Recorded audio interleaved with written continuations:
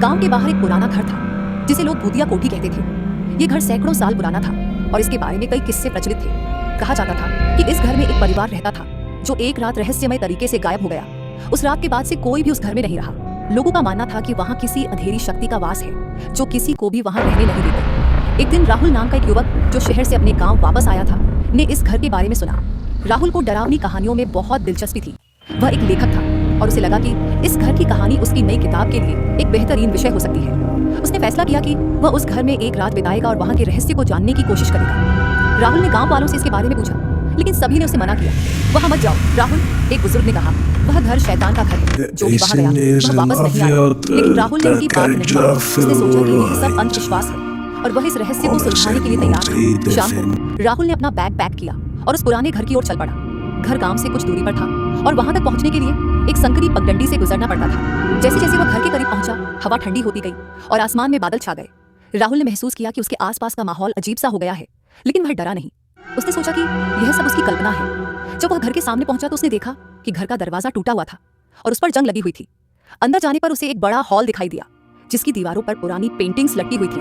Hall में एक बड़ा सा शीशा लगा हुआ था जिस पर धूल की मोटी परत जमी हुई थी। राहुल ने अपना बैग वहीं रख दिया और घर को एक्सप्लोर करना शुरू किया।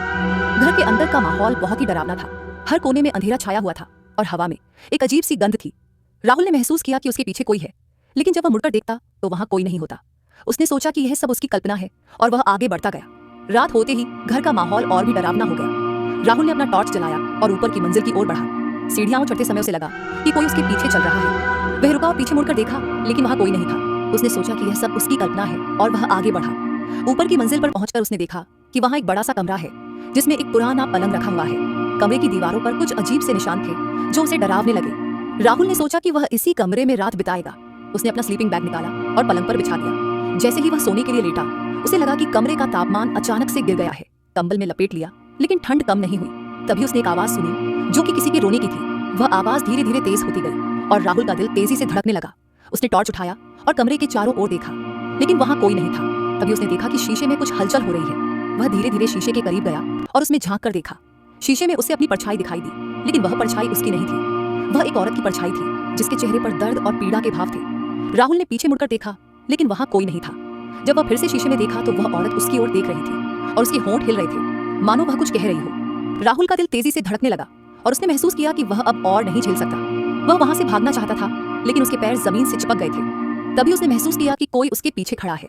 वह धीरे धीरे मुड़ा और उसने देखा कि वह औरत अब उसके सामने खड़ी है। उसके चेहरे पर कोई भाव नहीं था, लेकिन उसकी आंखों में एक अजीब सी चमक थी। राहुल ने चिल्लाने की कोशिश की, लेकिन उसका गला रुंध गया।